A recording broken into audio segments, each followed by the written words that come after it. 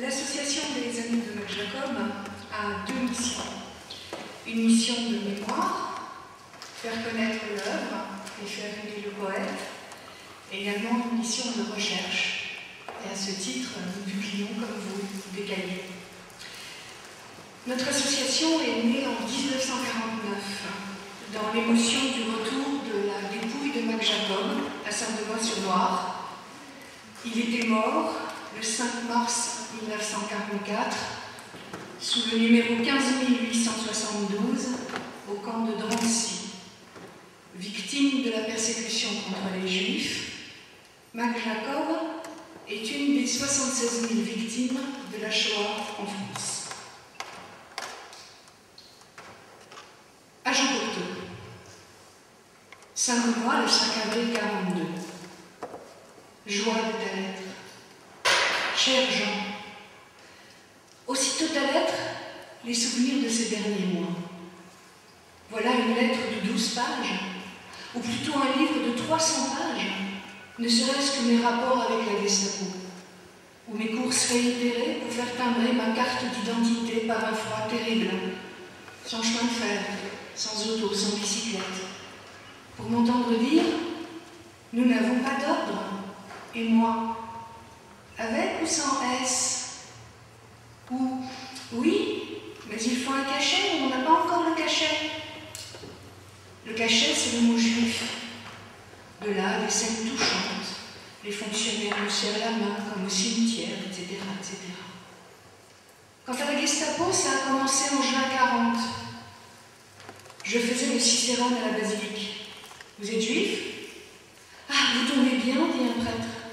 C'est le meilleur paroissien de monsieur le curé. Ça ne fait rien, c'est la race qui compte. Là-dessus, la Gestapo va demander au curé pourquoi il a un cicérone juif. Monsieur le curé répond qu'il n'a pas de cicérone et qu'il faut aimer son prochain, quel qu'il soit. Là-dessus, je fus prévenue par le dit curé qu'il y avait un planton à la porte de la basilique pour surveiller les agissements. Naïf police. Elle m'a attendu 3 jours, et ne me voyant plus, elle s'est lassée. 15 jours après, un général vient visiter. Il sonne le presbytère et demande un guide. Monsieur le curé n'est pas là, dit la bonne. Et quand il n'est pas là, demande le général. Eh bien, quand il n'est pas là, c'est moi qui fais visiter. Vous, moi ou quelque autre paroissien. Ce quelque autre paroissien a tout sauvé, à faire classer. Le 4 novembre dernier, arrivé dans ma chambre d'un monsieur à lunettes à l'épaule ronde, Jean-Raymond Jaloux, accompagné d'un soldat. Police, enchanté. Approchez-vous donc du feu, il fait si froid, n'est-ce pas? Qu'est-ce que vous écrivez? Dommage que je n'ai pas mes livres, mais au fait, j'ai tout de même une brochure de verre. Voulez-vous que je me permette de vous l'offrir? Voulez-vous une dédicace? Dites-moi votre nom, merci. Que vous mettrai-je? Sympathiquement, pourquoi pas? Je vais mettre souvenir. Puis il commence à m'interviewer. Moi. Tenez, monsieur, voici un petit livre, le livre de Hubert Faberon sur moi, qui répond d'avance à tout. Adolescence, biographie, analyse des ouvrages. Je ne vous en fais pas cadeau, car je n'en ai qu'un exemplaire et vous voyez comme ça peut être utile. Alors vous êtes connu?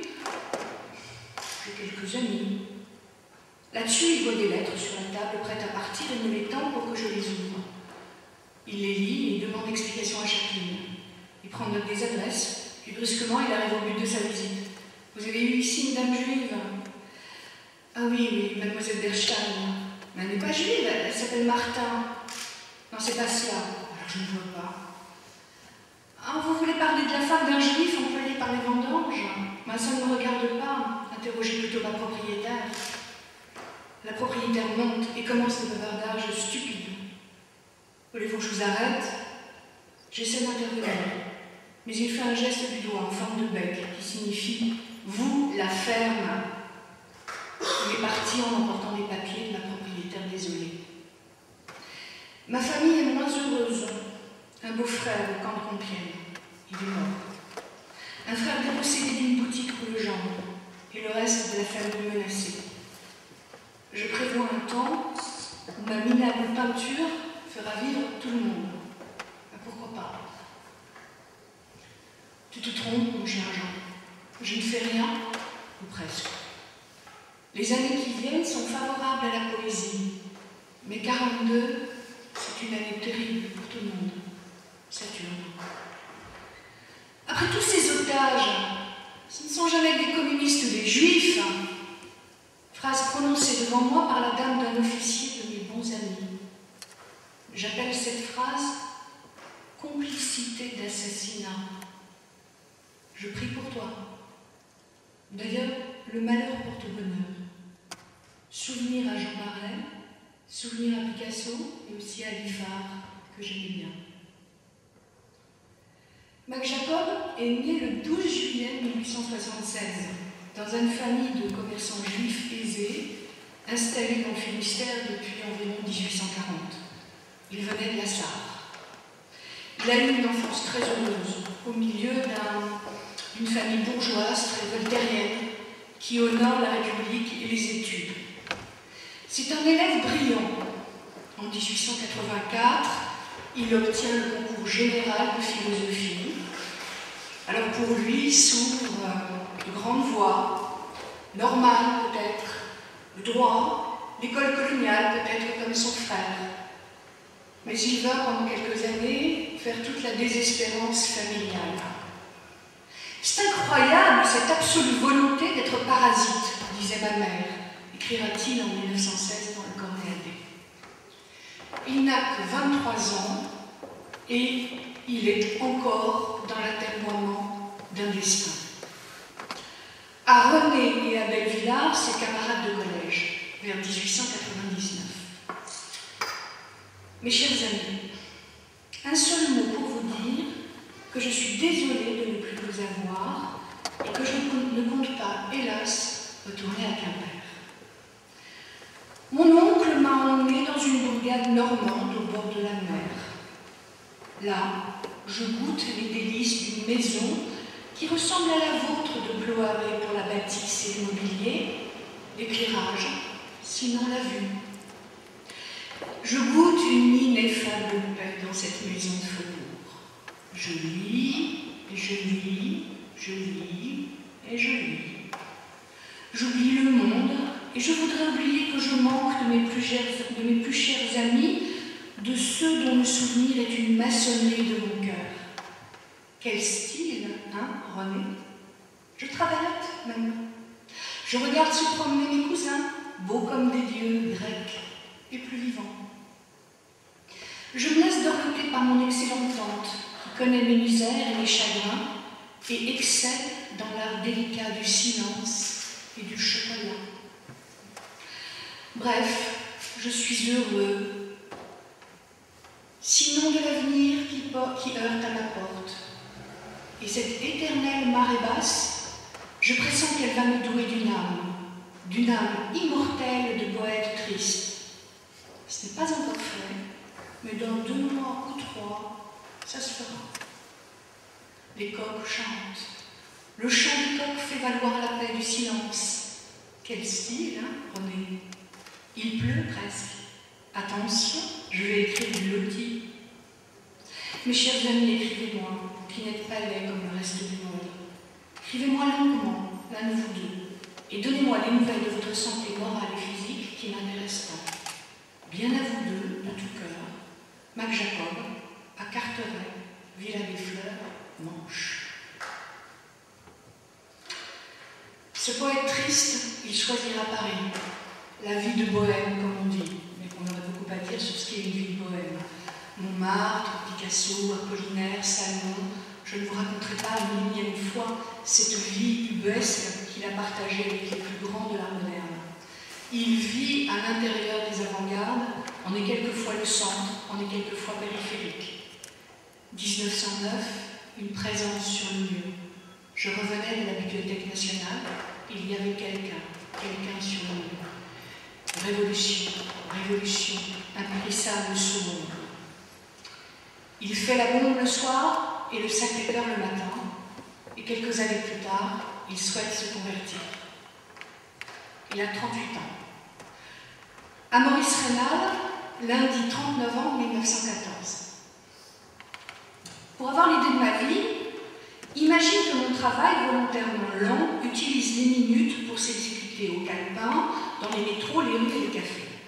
J'ajoute à ce tableau ce bien plus mauvais qu'un démon pire encore m'incite à barbouiller, et tu l'auras complet. Complet? Non, mon cher ami. Je ne peux.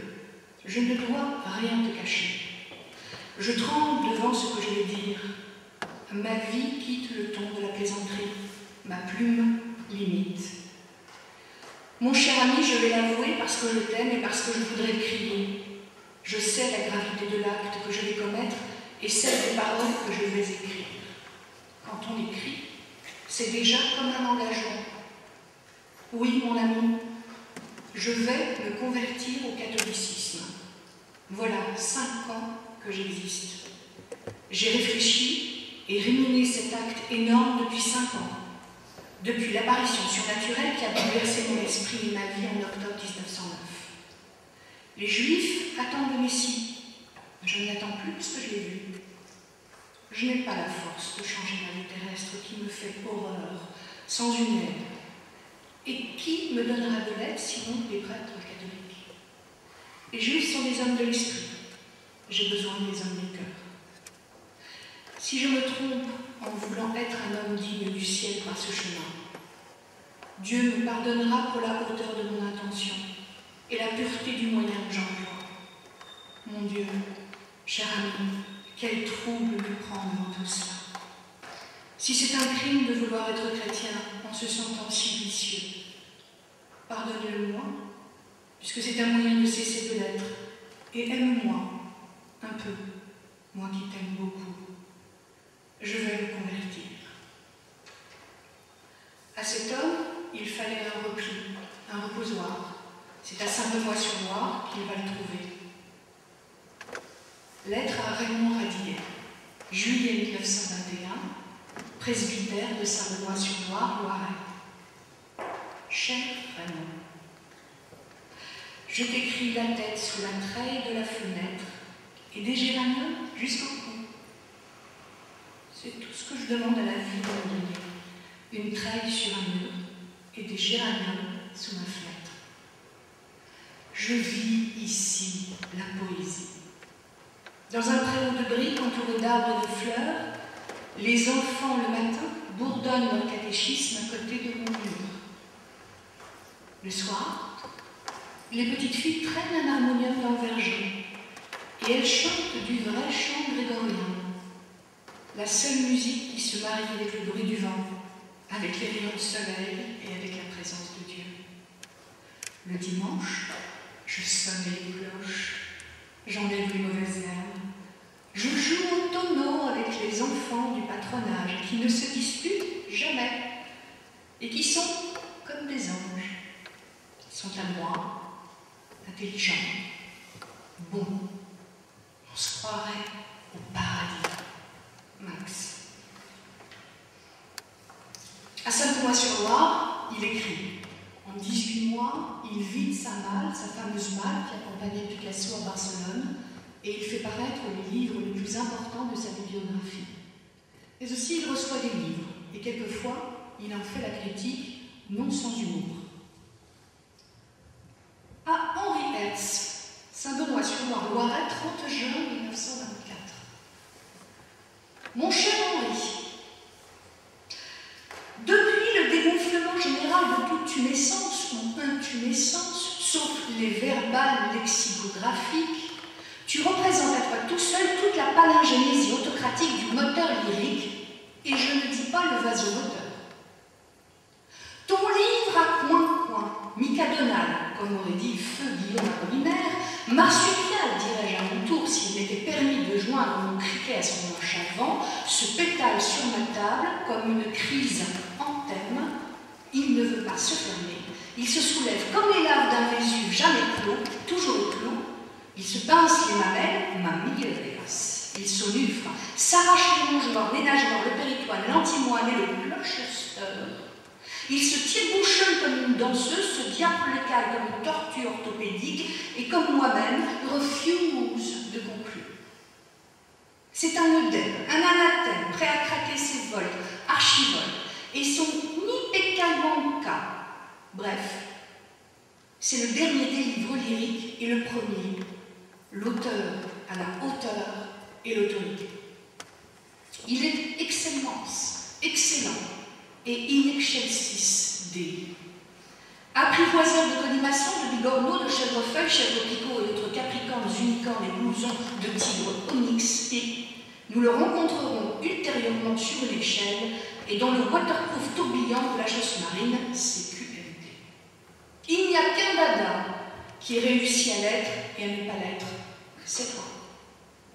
Je n'en serais pas autrement, n'ayant rien du critique austère, mais sur les signes des jets d'eau, tel œuf qui se joue peut faire la joie d'une grenouille-nouille qui se bat les bas flancs, avec lequel j'ai l'honneur d'être ton pustuleux, mais brindigouins admirateur, Max.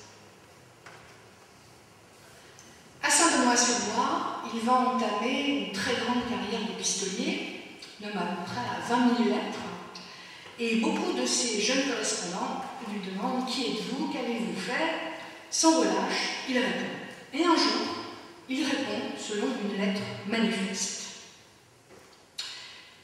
Lettre à René Rimbert, mars 1922. Cher ami, ne rions pas, pleurons plutôt. Je n'ai pas fait de cubisme. 1. Parce que n'entendant parlant que de cela, j'étais bien aise de penser à autre chose. 2. Parce que c'était pas mon tempérament. 3. Parce que j'aurais voulu être premier et que je n'étais pas capable de l'être. 4. Parce que Picasso avait choisi comme élève, non moi, mais Braque. 5èmement, parce qu'au fond, je m'y connaissais en littérature et non en peinture. 6èmement, parce que je fais mes œuvres avec le fond de mon ventre et que le fond de mon ventre est opéra comique. 7èmement, parce que je suis un homme de l'époque impressionniste par formation, ayant 46 ans d'âge, et que le cubisme est une surajouture à ma vie.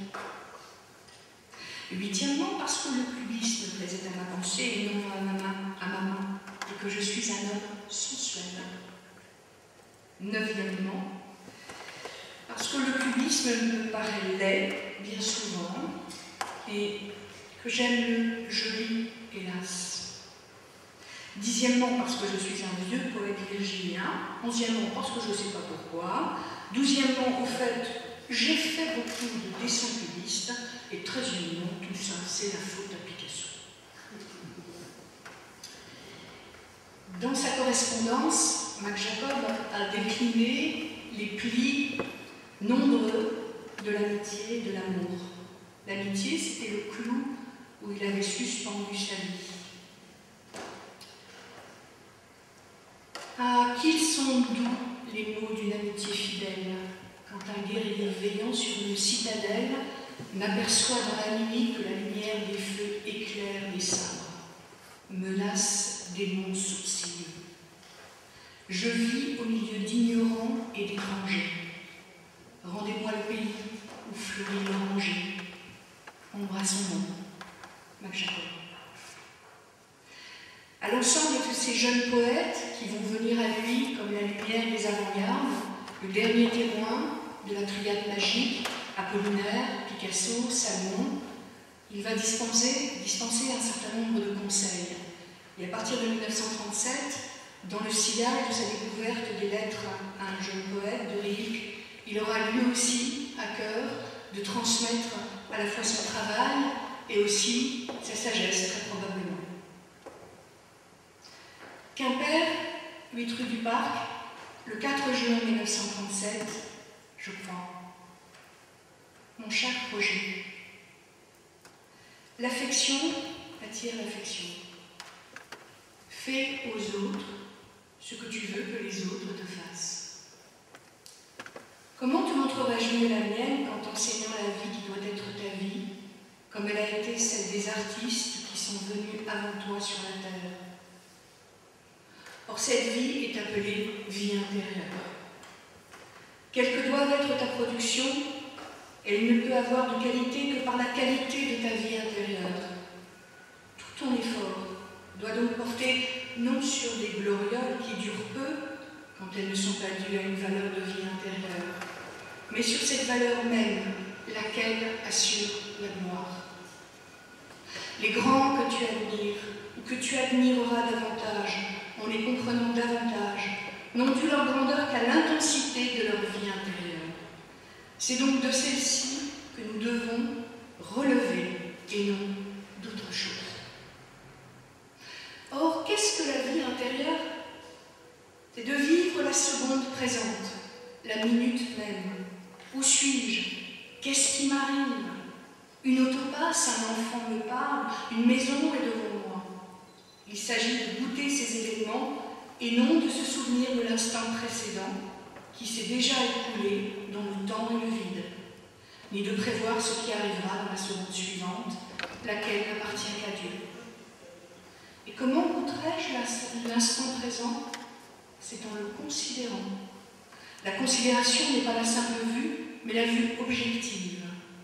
Et l'objectivité consiste à se voir soi-même comme un objet, et ce qui nous entoure comme des objets. Habitue-toi, dès aujourd'hui, à te considérer comme un fait séculaire, et ce qui t'arrive comme des faits séculaires. Considère-toi comme une parcelle du cosmos. Ainsi acquerras-tu l'humilité, qui est la première marche de la carrière artistique. Car qu'est-ce qu'un pauvre artiste devant l'art immense et la nature immense? L'humilité ouvre les yeux, l'orgueil les ferme. Adresse-moi tes réflexions et crois à mon affection. Mac Jacob. J'ai oublié de préciser, c'est une lettre à un jeune peintre qui s'appelle Roger Toulouse. À ces jeunes artistes, il ne fait pas que des lettres très académiques ou de conseils, il les secoue également. Ainsi, une lettre inédite à René Guicadou qui date de début juin 1939. Cher ami, mais je ne sais pas où est Cocteau. Il est riche, voyage certainement. Écris-lui chez son éditeur, comme on fait toujours. Mais crois bien qu'il n'aime pas les gens recommandés. Si tu crois que cela vaut mieux, écris-lui de ma part, bien sûr. Mais tu as tort. En général, compte sur toi-même. Sois un Cocteau toi-même. Crois-tu que nous ayons, les Salmon, Apollinaire et autres, fait la cour aux puissants? Que créeras-tu de nouveau si tu as l'ambition de plaire aux vieux? Mais qu'est-ce que c'est que cet amateur d'autographe? Ce sont des bouts de vieilles dames, de retraités, d'enfants. Si tu ne te virilises pas, mais que penses-tu faire? L'époque de la poésie joujou et périnée. On veut des hommes. Est-ce que tu seras un homme ou non? Il est temps de réfléchir virilement. Considère le monde et ta manière de le ressentir. Exprime-la cette manière. Et tes goûts à toi, et la force de choisir tes voisins, ton domaine, ton ailleurs, ton théâtre, ton vocabulaire, ta nourriture, ta cravate, ton opinion politique, ton rythme, ta couleur, ta forme. Ne suis pas nos bêtises, invente-en de nouvelles. Crie plus fort que le voisin, sois un homme et pas un bébé.